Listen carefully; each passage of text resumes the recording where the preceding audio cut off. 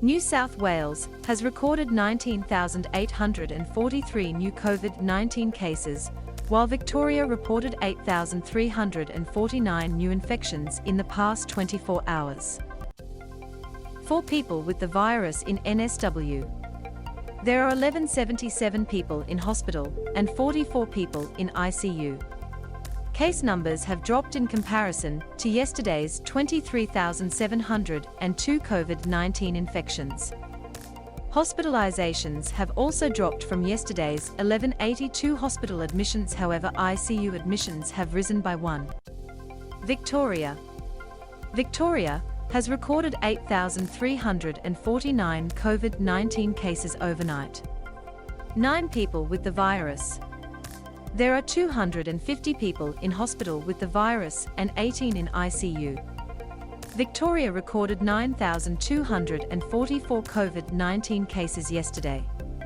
Hospitalisations and ICU numbers have also dropped in Victoria in comparison to yesterday's 253 hospitalisations and 19 ICU admissions. Queensland cases on the rise. Queensland COVID-19 case numbers have nearly doubled in the past week, sparking concerns for authorities. Health officials predict the state will reach the peak of yet another wave of the virus in April. We're not sure when this wave is going to peak, but we expect some time in April, Health Minister Yvette Dieth said yesterday. Queensland COVID-19 cases are increasing as the state experiences the second wave of Omicron. We can't give a definitive date as yet. We will keep working with our interstate colleagues as to when they expect to see their peaks. The particular area of concern is the transmission in schools, with schools now moving to reintroduce mask wearing and online learning. Queensland's Chief Health Officer Dr. John Gerard said 1 in 50 school children have tested positive to the virus in the past week. He also said the BA.2 subvariant of Omicron is behind the newest wave of the virus in Queensland. 6th severe coral bleaching event confirmed in the Great Barrier Reef.